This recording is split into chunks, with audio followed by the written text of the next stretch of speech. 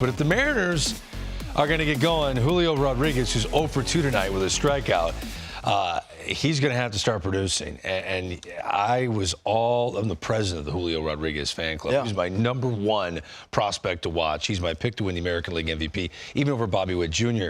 But, man, he's not performing like he did in the minor leagues or in spring training when he was The difference with spring training and the regular season, they're not exploiting your weaknesses in spring training. They're getting work in. When the season starts, that's when I go after your weaknesses. And that's what I'm seeing with him. Hey, he's had some bad calls on him, clearly. But look how far he's off the plate. Look where these pitches are. Breaking ball away. Fastball away. That was a ball. I thought that was off the plate. That one missed, but they were set up on the outside half. Look where they're setting up on this kid. Everything is out. That's a ball that missed to go outside. It's back outside again.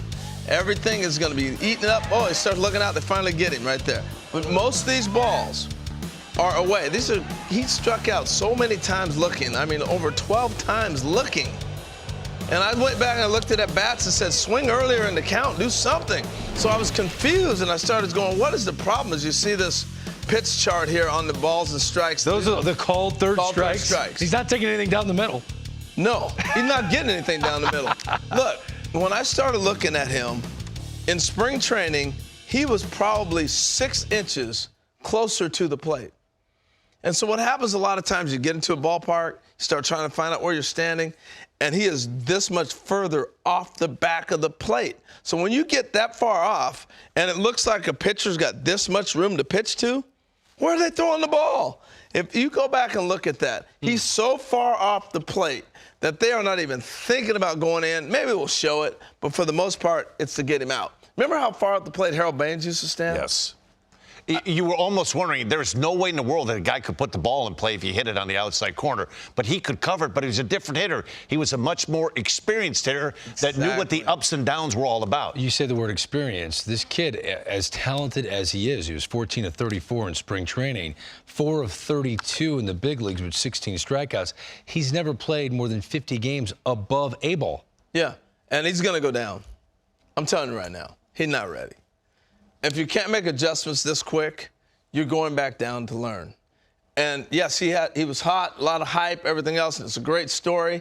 But if he was 4 for, what'd you say, 34? He was 4 of 32. If he was 4 for 32 and he had 5 strikeouts, that's different.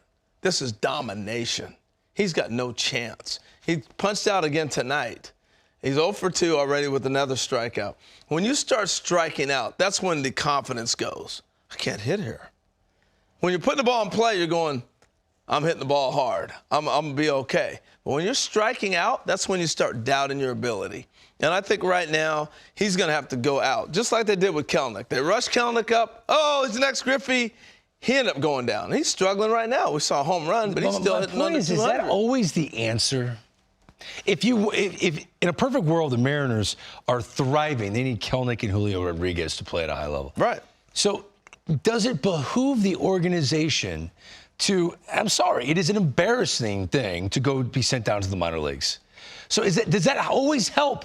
Because confidence is, if you could buy confidence, you'd pay whatever you could get. Maybe he's feeling the fact that he's sent down. But, Greg, are you going to take 0 for 4 every night? When I can throw somebody else in there, I got to get production. This is the big leagues. I have to produce.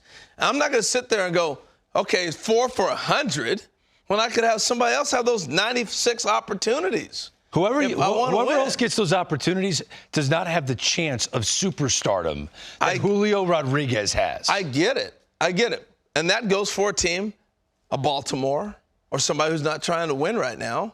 If the Mariners are trying to win the American League West, you're not doing it with your outfielder going 0 for every night. Somebody's got to jump in and take those ABs. If Julio Rodríguez is sent to the minor leagues and he's not playing in the outfield for the Mariners this year, they don't win the West. That's how important he is. If Julio Rodríguez stays doing what he's doing, they're not winning the West. That's how important he is. You got to live with him. You let him break camp, you got to live with him. What do you think? He's going down. I think you have to be really careful with a young player like this that you don't allow him to bury himself. because what Harold touched on, when you start getting into these funks when you're a younger player, and I can tell you my experience, my rookie season, the first time you get knocked around, it's a little bit of an adjustment. And don't think that you don't hear from some coaches or somebody that's saying, well, you know, you were never at that third level of AAA. There's a reason, you know, and now all of a sudden you start doubting yourself. And then I can just tell you from the standpoint of confidence, when you feel good about what you're doing pitching, you're not thinking of the ball's coming out of your hand, you're focusing on the glove, and you're expecting good things to happen. When good things don't happen, now you're searching. And it's a hard thing to search when you're a young player because you haven't struggled enough to figure out. I know I'm a firm believer in this. Every pitcher, every position player in the big leagues, you need to be your own best hitting instructor and your own best hitting coach and pitching coach. You know what works for Harold Reynolds and what you need to do to get you right. And it may be something from a coach in A-ball or AA, but you know, like, I need to do this. And maybe it's tonight I want to go out and I want to get jammed. I don't care if I break 3 bats.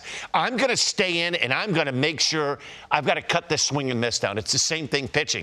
But when you're a young player and you're warming up or you're on the on-deck circle, it never seems to fail. It's second and third, 1 out, and all of a sudden, boom, they're attacking you and they're exploiting what you can't do, and it's a missed opportunity. So going to the minors could help him. It could help him. It's probably it doesn't mean it's forever. I'm not saying it could be for a couple of weeks. Look, the bottom line, I'll end it with this, Greg. If the Mariners aren't concerned about winning, yeah, leave them up. But I'm sorry, somebody's got to take those ABs. Haniger's out right now with COVID. I believe he's out on the COVID list. So you're missing his bat. You're going to throw Kelnick out there who's scuffling and Rodriguez and go, we're going to win? You can't have 3 of your bats not in your lineup. Somebody got to hit.